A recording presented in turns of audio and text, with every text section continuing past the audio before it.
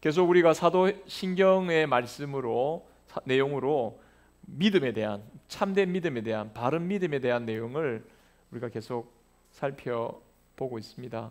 근데 오늘 이제 그 사도신경에 대한 고백 이후에 사도신경에 대한 고백을 정리하면서 우리 신앙의 선배들이 정말 너무 소중한,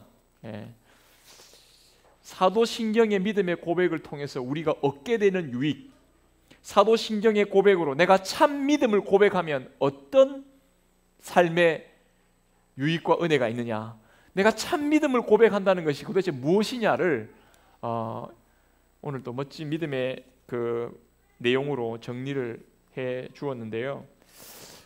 제가 성경 말씀, 로마서 말씀을 읽었는데 우리가 믿음으로 의롭게 된다는 것에 대한 내용을 이 내용을 읽었는데요. 여러분, 그 하이델베르 일문답에 보면은 23주 59문에 이렇게 되어져 있죠. 제가 문을 읽고 여러분 답을 한번 해보겠습니다. 이 모든 것이라는 것은 다른 게 아니라 사도신경에서 요약하고 있는 신앙의 고백이죠. 자, 사도신경에 요것만 읽고 그 다음 한번 해보도록 하겠습니다. 사도신경의 신앙 고백, 삼위일체 하나님, 성부 하나님이죠. 자, 성부 하나님을 믿을 때, 성부 하나님을 믿는다는 것은 우리의 창조주인데 우리의 창조를 믿는 거죠. 내 삶의 근본이 하나님께로부터 시작됐다. 하나님께 있다. 지금 나의 보여지는 모든 삶의 생명, 이 세상의 모든 것, 그 근원, 그게 어디에서 나옵니까? 하나님께 있습니다. 내 삶, 하나님의 형상대로 지음받았잖아요. 하나님께 있습니다. 내 모든 삶의 기초, 하나님께 있습니다. 내 모든 이 세상의 눈에 보이는 모든 삶을 해석하는 삶의 기준, 하나님께 있죠. 하나님, 성부 하나님을 고백함과 동시에 그 하나님은 나의 창조가 되십니다. 그 다음에 성자 하나님은 어떻게 됩니까?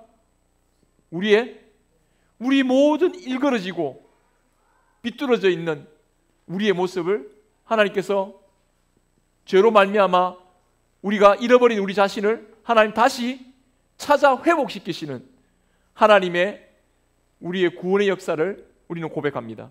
그리고 구원받은 우리가 하나님의 거룩하심을 닮아서 우리도 어떻게 된다고요?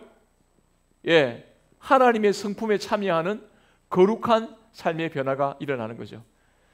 우리는 사도신경을 고백하면서 천지의 창조주이신 하나님을 고백함과 동시에 하나님을 아버지라 고백하고 내 인생이 하나님을 아버지라 부를 수 있는 자녀로 거듭나게 되는 것을부터 시작해서 죄인된 내가 어떻게 하나님의 자녀로 거듭나서 하나님의 자녀로서의 삶을 내가 누리고 하나님을 닮아가는, 감히 하나님을 닮아가나? 하나님을 닮아갈 수 있는 거룩한 성도의 삶을 여기 우리 함께 교회에 모여있는 우리가 누리고 그 영생을 누리고 그 죄 용서를 누리고, 아니 죄인인데 죄에 분명히 찌들려서 죄가 주는 죽음의 길로 갈 수밖에 없는 우리 인생인데 우리는 죄로 말미암는 죽음의 끝이 아니다. 우리에게는 영원한 생명과 우리에게는 하나님이 주시는 영원한 위로가 있다. 여러분, 이것을 우리가 누릴 수 있도록 성령님이 우리 가운데, 저 사경회 할 때 그 목사님이 참 잘 풀어주신 내용이 뭐냐면 성자 하나님, 성부 하나님과 성자 하나님께서 하나님께서 이 세상을 천지창조하시기 전에 뭐 하셨다고 그랬습니까? 서로 영화롭게 하셨다고 그랬죠. 서로 영화롭게 하셨다 했습니다. 서로 두 분이 우리에게 그 기쁨이 충만했어요. 서로가 서로를 보고 기뻐하는 거죠. 그런데 그 기쁨을요, 우리 가운데 확 부어주시는 분이 누굽니까? 성령님이. 그러면 성령님은요, 이러한 하나님의 성부, 성자, 성령 하나님의 거룩하신 그 영화로우신 그 기쁨, 그 은혜를 우리 가운데 연결시켜주고 부어주시는 거죠. 그러니까 여러분, 이 사도신경의 고백이 성경에서 우리 가운데 주어지는 하나님에 대한 고백이요, 그 하나님에 대한 신앙의 고백인과 동시에 찬양의 고백이요, 그리고 거기에 바로 우리의 삶이 녹아 있는 거죠.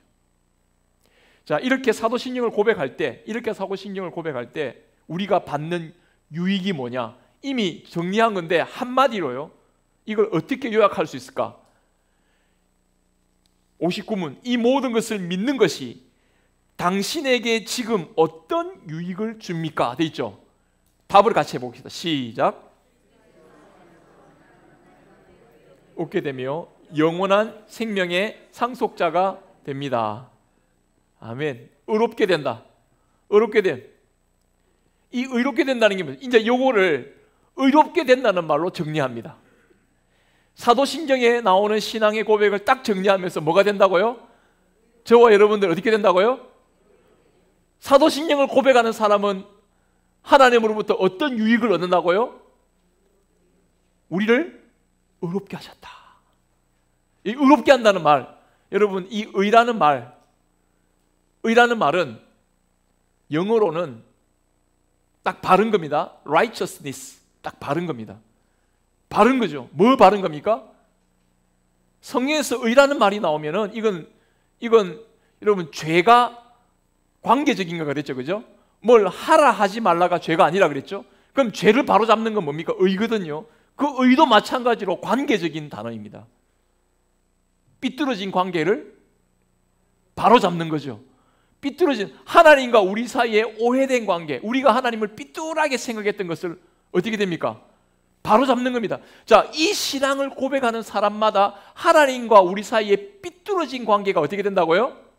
바로 잡힌 거예요. 아, 하나님하고 우리 사이의 관계가 바로 잡혀진다 이 말입니다. 여러분, 이 믿음을 가진 사람에게, 아니 내가 뭔가 좀 내가 반성해, 이것도 좀 잘하고 이것도 잘하고 이것도 다 잘해가지고 그러고 난 다음에 그래 내가 네 좀 제대로 봐줄게. 과거의 그 모든 거 다 내가 잊어줄게. 네 하는 거 보니까 내가 좀 해줘야 되겠다. 여러분, 하나님은 그렇게 우리를 대하시는 게 아니라, 여러분, 하나님은 우리의 믿음을, 우리의 마음 중심을 보시고, 처음 죄가 여러분 어떻게 시작이 됐다고 그랬죠? 하나님과의 관계에서부터, 하나님을 삐뚤하게 보는 것으로부터 죄가 시작됐죠. 하나님 우리를 바로잡을 때 뭐부터 시작합니까? 하나님과 우리의 삐뚤어진 관계를 바로잡기 시작하면서부터 우리를 하나님의 의로운 자, 하나님 우리를 거룩하게 만드는 주님의 자녀로 우리를 바꾸어 가시는 줄로 믿습니다. 이게 유익인 거예요. 그죠? 이제는요, 이 신앙을 고백하는 자라마다 하나님이 우리가 하나님을 절도 삐뚤어하게 보지 않습니다.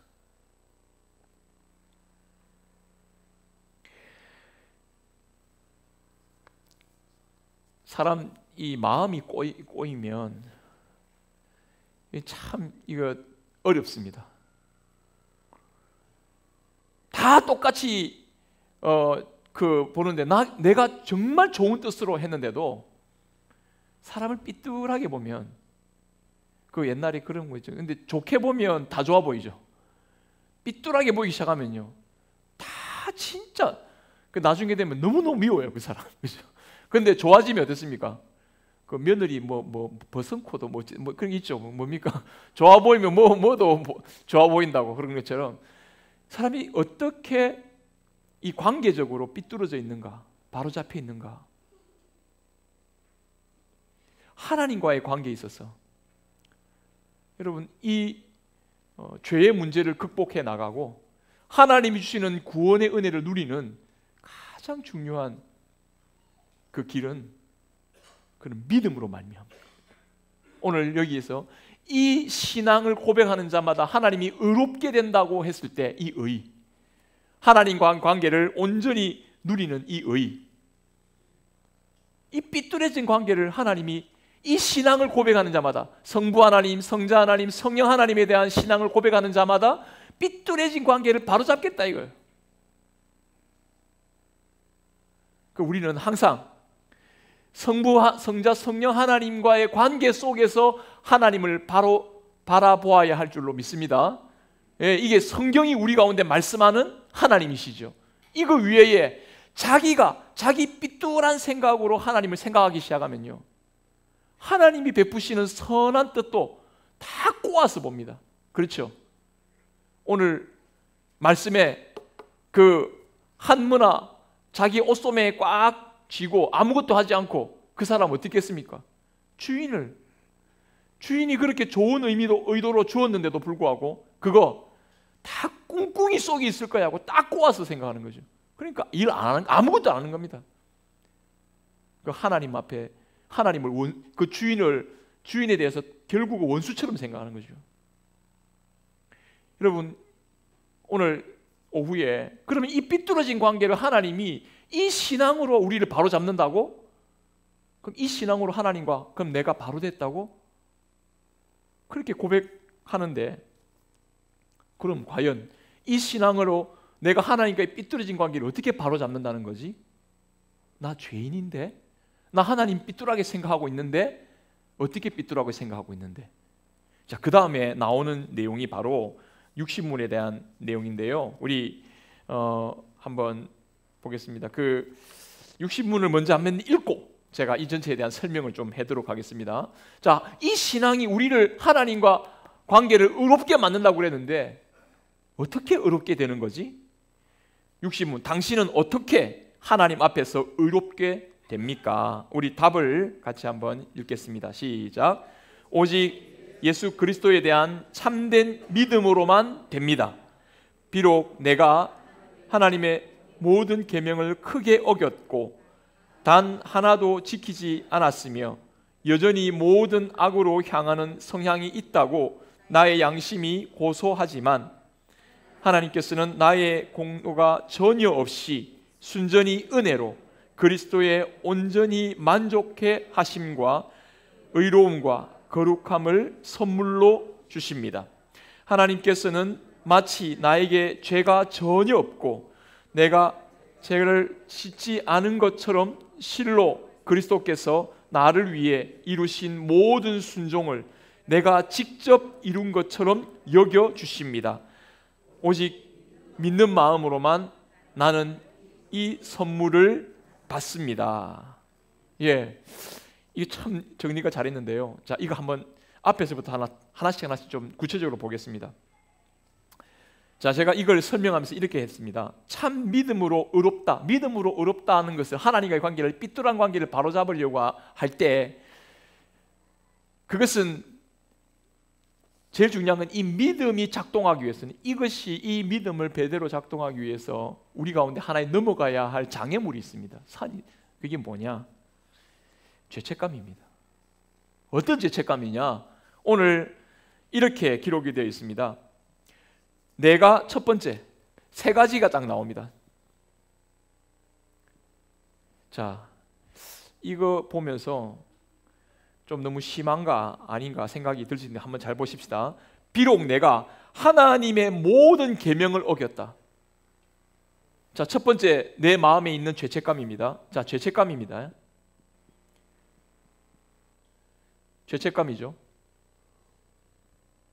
내가 하나님하고 관계를 바로 못 나는 잘못했는데 나는 하나님이 나를 좋게 봐주실 리가 없다. 왜? 하나님 나를 좋게 봐주실 리가 없는 게 나는 하나님 앞에 잘못했거든. 하나님과 관계 안 좋아요. 그러니까 하나님하고 관계를 좋게 하고 싶은 마음도 잘 안 생겨. 여러분, 이런 마음이 내 안에 계속 있는 가운데 어떻게 이 믿음으로 들어가서 하나님과의 관계를 어렵게 하냐? 이 문제를 극복해야 됩니다. 죄책감의 문제죠. 나는 하나님이 나를 기쁘게 받을 만한 게 한 일이 없다라는 생각 속에 빠져 있는데요. 그러면 하나님과의 관계가 좋아지겠습니까? 아닌 거죠. 하나님 나를 이뻐할까? 하나님 여러분들 이뻐하십니까? 하나님 저를 이뻐하실 것 같아요? 하나님 여러분 이뻐하십니까? 예. 하나님 권사님 이뻐하십니까? 예. 하나님 나를 이뻐하세요. 그거 교만하네. 이렇게 합니까? 아니죠. 하나님 나를 이뻐한다고. 근데 내 마음속에는요, 내가 하나님 앞에 이뻐할 만한 일이 없는데. 사실 하나님 생각하면 마음이 불편해요. 그죠? 그냥 그래서 하나님 별로 생각하고 싶지 않아. 제가 어떤 친구를 만났더니 그 이야기를 하더라고요. 저는 그 친구 조금 이렇게 신앙적으로 아직까지 좀 없는 친구인데, 일주일에 한 번만 교회 갈 때 하나님 잘 생각하고 예배 드릴 때만 양심의 가책을 느끼는 거예요. 그런데 하나님을 별로 생각하고 싶지 않는 거예요. 그래서 하나님하고 무관심해지려고 하는 거냐. 왜냐하면 하나님 생각하면 괴로우니까. 왜 괴롭죠? 자꾸 뭐 해라 할까봐, 자꾸 뭘 이렇게 못 살게 굴까봐, 그죠? 안 하는 것에 대한 죄책감이 막 생기는 거예요. 그죠? 이게 하나님 생각하면 좋은 게 아니라 어떻게 된 겁니까? 괴로운 거예요. 싫은 거예요. 죄된 마음이죠. 나 하나님 원하는 대로 못 살았는데라는 생각이 마음속에 딱 자리 잡고 있으니까 하나님을 생각하고 싶지 않는 거예요. 이제 이거 넘어가야 되는 거죠. 이걸 풀어야 됩니다. 그래야 하나님 앞에서 의롭다함에 대한 기쁨을 가지고 하나님을 기뻐할 수 있는 거죠. 그렇죠? 이게 딱 가로막혀 있으니까 하나님을 기뻐한다, 이게 안 되는 거예요. 이게 그거 어떻게 극복해야 하나? 자, 우리 마음속에는 어떤 죄책감이냐면, 하나님의 말씀에 대해서, 하나님께서 내게 말씀하신 하나님의 그 계명을, 하나님의 계명을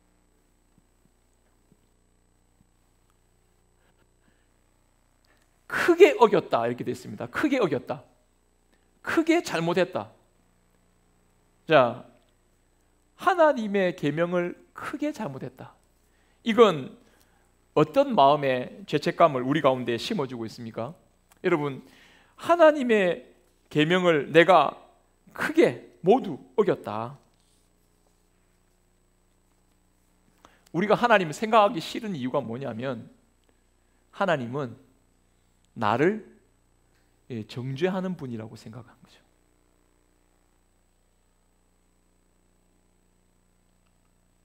여러분, 내가 얼마나 잘하면, 내가 얼마나 나쁜 짓 안 하면 하나님이 좋아하실까?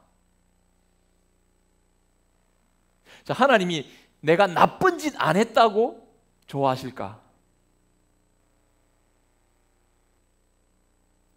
나쁜 짓 했다고 싫어하시고 내치는가? 우리 양심은요, 죄된 양심은 하나님의 계명 앞에서 절대로 나 하나님 계명 어긴 거 없어, 나 하나님 계명 지킬 거 다 지켰어, 나 잘못한 거 없어라고 내 양심으로 그렇게 결백할 수 있는 사람이 있을까요? 여러분, 저는 제 자신이 다른 사람보다 양심적인 사람이라고 생각합니다. 이 말은 무슨 말이냐면, 제가 마음이 약한 사람이거든요. 그래서 조금만 잘못하면, 그래서 저는 어떻게 해서든지 실수하지 않고 죄짓지 않고 잘못하지 않으려고 막 노력합니다. 그래서 저는요, 잘못하지 않는 내 모습에 대해서, 그래서 이제 다른 사람과 비교하면 나는 꽤나 양심적인 사람입니다. 꽤나 괜찮은 사람이죠. 그런데 여러분, 이거 아십니까? 착하게 살려고 양심적인 사람일수록 더 깊은 죄책감 속에 빠져 있는 거 아십니까? 여러분, 못된 사람이 죄책감 느끼겠습니까? 여러분, 못된 사람이 죄책감 많이 느끼는 게 아니고요, 착하고 마음이 여린 사람이 죄책감을 더 많이 가집니다. 그거 아십니까? 그리고 그 마음 속에 굉장히 자기 자신에 대한 어떤 그 비관적인 생각을 가지기 쉽죠. 이게 마음이 약한 사람이죠. 여러분, 이건 자기 양심에, 자기가 하나님 앞에서 자신을 볼 때, 여러분, 우리는 자기 양심을 자기 양심이 이렇게 뭐랄까요, 아주 민감한 사람일수록요, 자기가 내가 하나님 앞에 이 정도는 괜찮지라고 생각하는 사람이 아무도 없어요.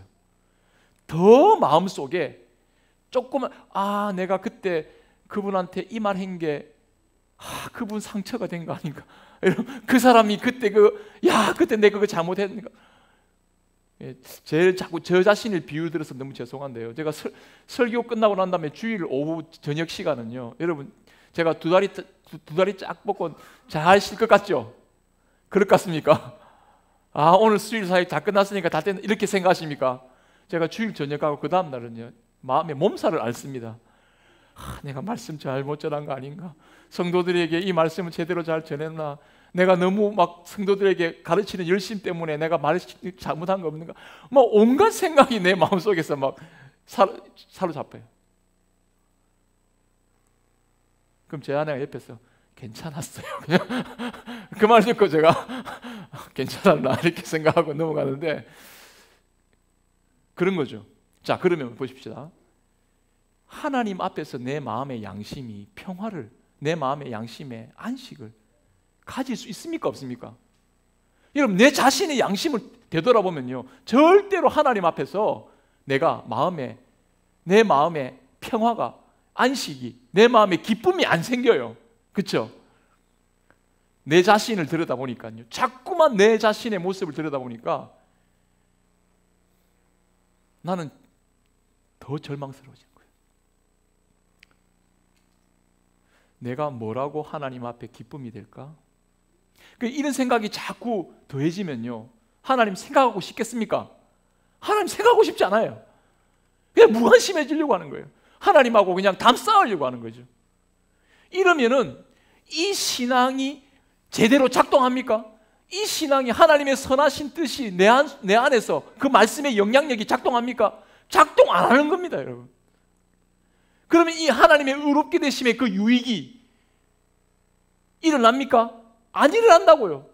믿음으로 사는 게 아니고요, 자기 의를 자꾸 쳐다보는 사람, 자기 의로 살려고 하는 사람은요, 결단코 하나님이 주시는 이 의롭게 하심의 은혜를 누리지 못하는 것을 잊지 마시기 바랍니다.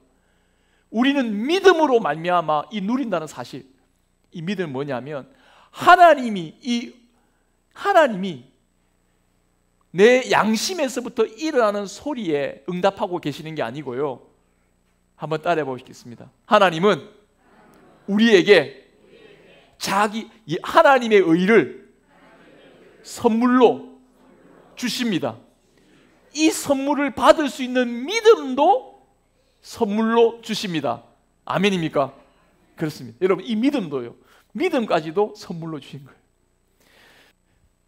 그래서 나는요, 그렇죠, 저는요, 그래서 저 스스로는 좀 죄책감이나 죄의식에 사로잡힐 때가 많아요. 죄책감과 죄의식에 사로잡힐 때면 여지없이요, 내가 얼마나 하나님 앞에 의로운가, 내가 가지고 있는 의를 자꾸만 생각하려고 하면 내가 뭐 잘했지? 내가 하나님 앞에서 뭐 기쁨 받을 만한 했지? 요것을 자꾸만 생각할수록 하나님 앞에 의롭게 설 수 있습니까?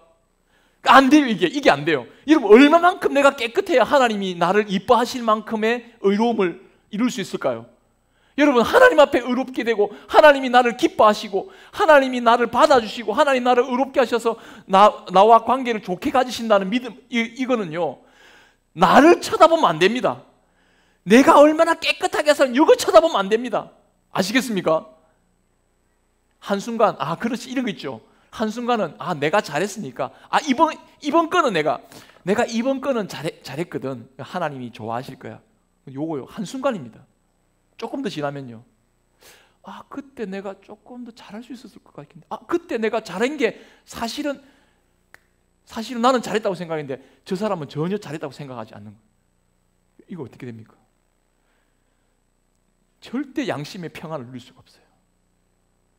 자, 다시 한 말씀드립니다. 내 양심의 죄책감을 일으켜서 믿음을 가로막는, 이거는요, 자꾸만 자기 의를 쳐다보려고 하면은 여러분, 우리는 참된 믿음을 가질 수 없다는 것을 잊지 마시기 바랍니다. 우리가 의롭게 되는 것은 다른 게 아닙니다. 한번 따라 하나님의 의로 우리를 의롭다 하십니다. 오늘 사도 바울이 우리가 이 로마서 말씀하시는 내용이 뭐냐면 하나님은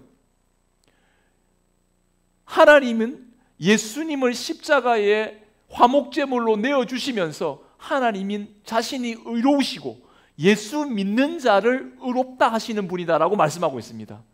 다시 말해서 바리새인과 같이 자기 의를 주장하는 사람, 그래 너 보니까 잘했네, 너 의인이야, 이렇게 하시는 게 아니고요, 하나님이 거저 주시는, 예수님을 통해 주시는 거저 주시는 은혜를 사랑을 그대로 받아들이고 그 의를 자랑할 줄 알아, 그 의를 붙잡고 생각하는 그 사람에게 하나님은요 의롭다 하심의 은혜를 선언해 주시는 줄 믿습니다. 예수님요, 여러분 비유의 말씀을 통해서 바리새인이 어떻게 했습니까? 하나님, 나는 저 세리와 같지 않습니다. 일회에 3번 11조 드리고 금식도 하고 이 일 저 일 이야기를 하죠. 나는 이렇게 어려운 사람입니다. 세리는 저 한쪽 귀퉁이에 콕 처박혀가지고 하나님, 저는 죄인입니다. 불쌍히 여겨주시옵소서. 여기서 누가 의롭다함을 받았습니까? 성경에 누가 의롭다함을 받았습니까? 세리가 의롭다함을 받았습니다. 세리가. 여러분, 이 깜짝 놀라는 말씀이에요. 사실 우리는 이게 너무 익숙해가지고 이게 대해서 별 감흥이 없는데, 여러분 한번 생각해 보십시오. 뭐라고? 세리가 의롭다함을 받는다고? 말이 안 되잖아요. 말이. 당연히 바리새인이 의롭다함을 받아야죠.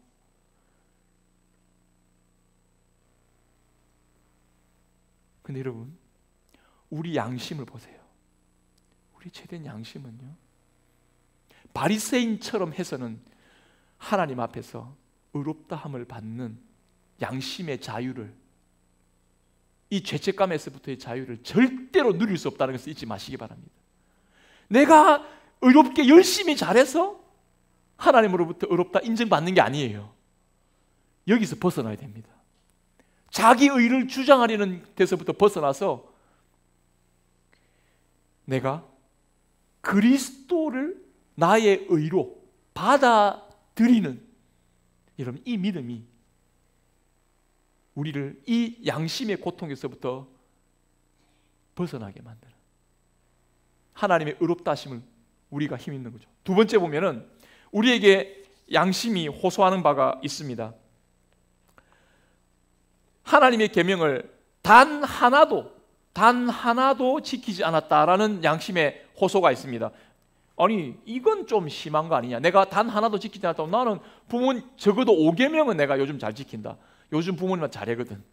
이게 이제 만약에 5계명이다. 나는 누구한테 해코지라거나 살인 안 했더니 살인 내가 6계명 지켰단 말이지. 나 다른 여자에게 눈 안 돌리거든. 나 7계명 지켰어. 근데 여러분, 다 지켰습니까? 야, 우리 네가 제일, 우리 심지사님 막내가 제일 양심적이네. 왜? 왜 그렇죠? 여러분, 사람 미워하는 자마다, 성경은요, 마음에서부터 미워하는 자마다 뭐라고 했습니까? 살인하자고 예수님 말씀하셨어요. 마음으로 여자를 보고 음욕을 품 자마다 간음했다. 이 남자들은 이 계명에 걸리면 마음에 이 죄책감에서 못 벗어나죠. 여러분, 하나님의 계명을 자세히 들여다보면요, 하나님 앞에서 양심의 내용을 가지고 자세히 들여다보면요, 우리 모두는 단 하나도 하나님 계명 제대로 지킨 거 아무것도 없습니다. 맞습니까? 단 하나도요, 하나님 계명을 제대로 지킨 거 아무도 없다고요. 우리 양심은 이걸 호소합니다. 양심을 계속 들여다보면 우리는 이 고백을 할 수밖에 없어요. 왜냐하면 하나님 앞에 있으니까. 여러분, 그 뭐 쉬운 예로 그런 거 있죠, 그죠? 여기 눈에, 여러분 손 깨끗하죠? 제 손 깨끗하죠? 근데 안 깨끗하잖아요. 예. 집에 들어가면 저보고 항상 손 씻었어요? 이부터 물어보는데 어디 밥 먹기 전에 손도 안 씻어요 이렇게. 나 손 깨끗해 이러면 제 아내, 적어도 제 아내 눈에는 손 안 깨끗해요. 그죠? 여러분 현미경으로 딱 들여다보면요 대장균 우글우글하죠. 하나님의 거룩하신 눈으로 보면요 우리를 어떻게 볼까요? 여러분 이렇게 기준을 따지면 내 마음이 하나님 앞에서 양심의 평안을 누릴까요? 결단코 없습니다. 절대로 하나님이 기쁠 수가 없습니다. 맞습니까? 여러분 이거는 지금 내가 얼마나 잘했고 못했고를 자꾸만 쳐다보면요 여러분 양심을 쳐다보면요 절대로 마음의 평안을 못 얻습니다. 하나님이 안 기뻐져요. 안 기뻐져요. 믿음이라고 하는 건 뭐냐면 내 양심을 쳐다보고 내 의를 쳐다보는 게 아니라 한번 따져보겠습니다. 예수 그리스도를 하나님의 사랑으로 받아들이는 겁니다. 예, 받아들이는 겁니다. 내 양심의 호소를 넘어서는 그죠?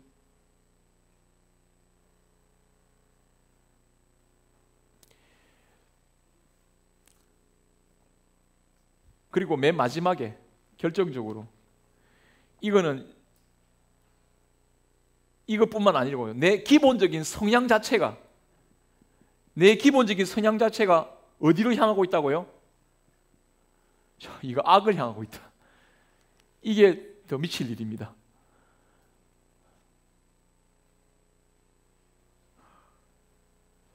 내가 가만히 있으면은 죄 안 짓는 사람이 되면 좋겠는데 내가 가만히 있어도 어떻게 됩니까?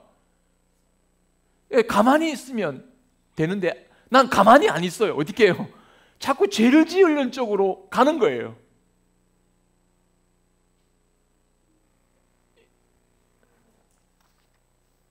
이게 참 문제입니다. 그렇죠? 우리는 가만히 안 있어요. 우리는 어떻게 한다고요? 자꾸 하나님으로부터 멀어지려고 해요. 죄 쪽으로 가려고 합니다. 우리는 계속 이게 우리 안에 싸움이 있어요.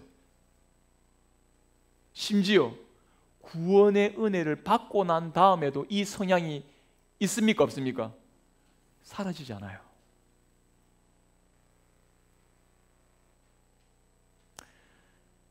여러분 그래서 막 이런 답답한 생각이 들 때가 있잖아요. 막 빨리 천국 갔으면 좋겠다. 막 이렇게 예. 막 이래 사니 빨리 천국 가면 좋겠다.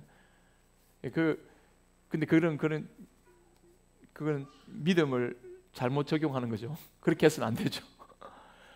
충분히 여기에서 우리는 이 모든 양심의 호소와 고통을 뛰어넘어서 하나님의 의롭게 하심의 은혜를 이미 받고 있다는 여기에 눈을 뜨고 믿음으로 말미암아 의롭게 하심을 받는다라는 사실에 여러분 확신을 가지고 하나님이 그러니까 우리가 기뻐질 수 있어요.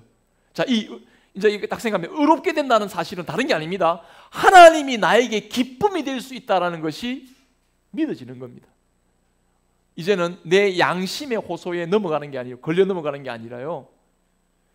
하나님의 말씀의 호소에 내가 믿음으로 반응하면서 양심의 평안을 누리고 의롭게 된 자로서의 거룩한 삶의 길로 죄성을 이기고 죄의 죄책감에 뒤흔들려 있는 여기에 마음이 빼앗겨서 살아가는 자가 아니라 하나님을 기쁨으로 삼고 하나님을 기뻐하시는 하나님의 기뻐하심을 받는 삶으로 점점 변해가는 저와 여러분들을 여러분 발견할 수 있기를 간절히 바랍니다.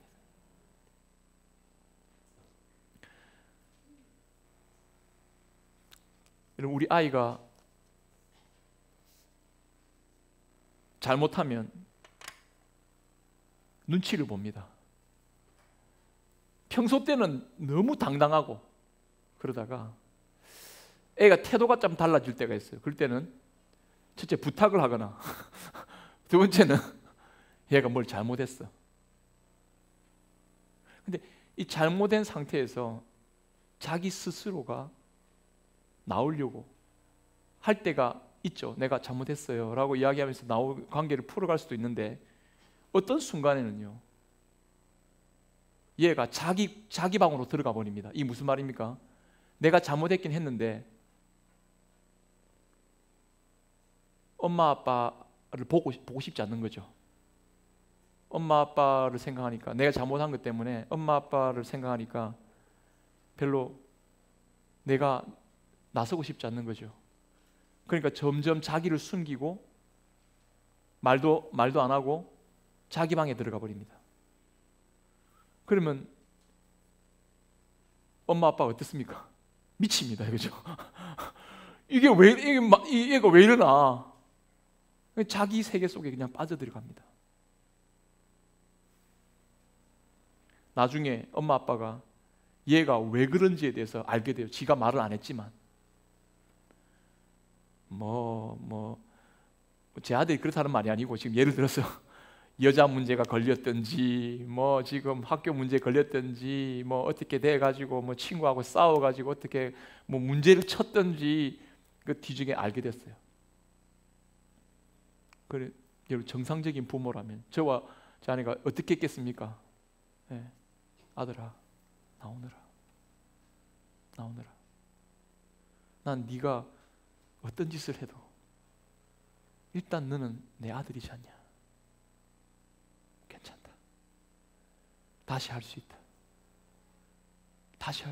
네가 잘못한 것에 대해서 내가 너를 그렇게 보지 않는다.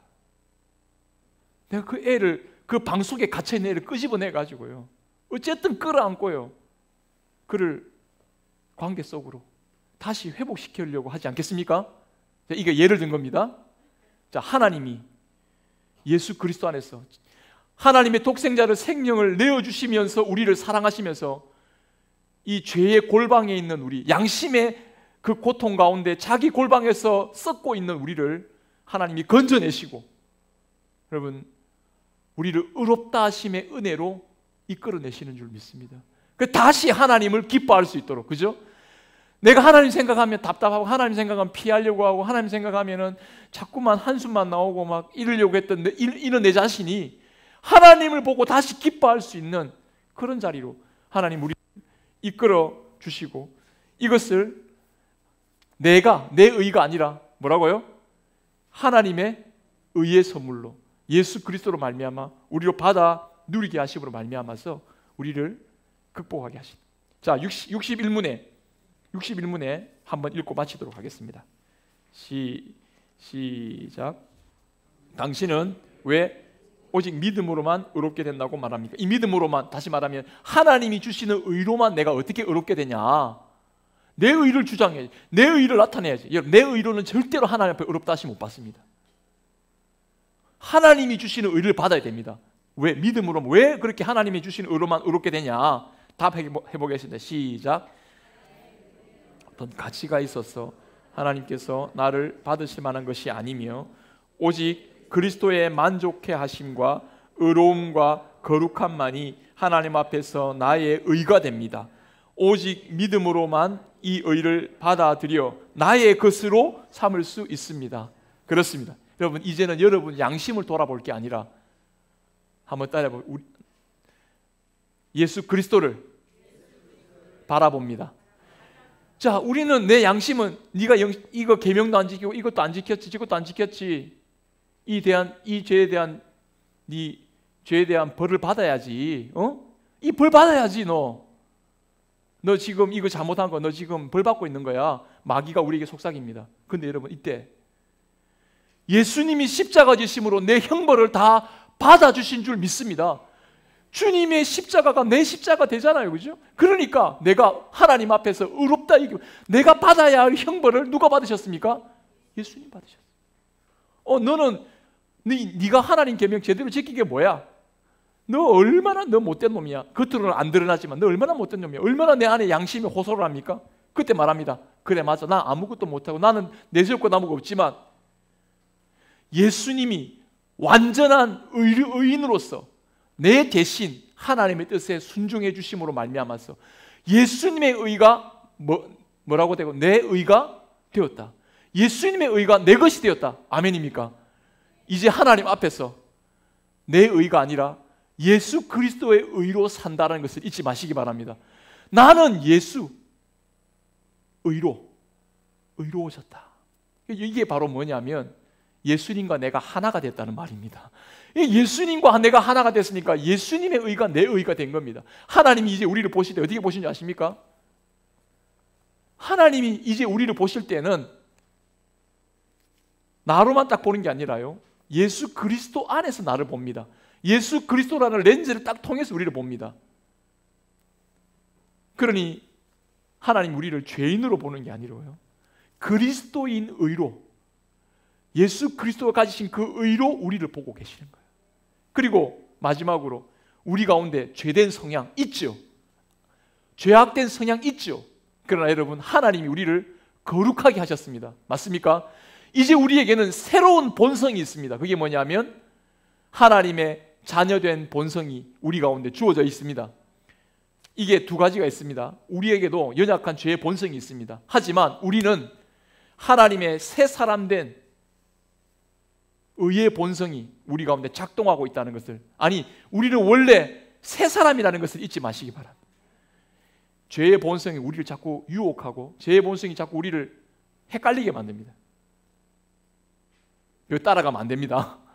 정신을 딱 차리고, 아, 나는 거듭난 사람이지. 맞습니까? 거듭난 사람은요, 하나님이 주신 생명으로 삽니다. 믿음으로 삽니다. 하나님이 나를 기뻐하시고 하나님이 나의 기쁨이 됩니다. 여러분, 이 믿음으로 우리는 하나님의 의롭다 하심을 받는 사람이 된다는 것을 잊지 마십시오. 여러분, 우리는 자꾸만 내가 이걸 밀쳐내려고 하고 숨으려고 하고 하나님에 대한 관계를 자꾸만 왜곡되게 생각해서 이 하나님의 의롭다 하심의 은혜를 제대로 못 누리고 우리는 살아가고 있는지 모르겠습니다. 주님 앞에서 받은 이 은혜, 이번 한 주간도 의롭다 하심의 은혜로 기뻐하는 저와 여러분 될 수 있기를 간절히 바랍니다.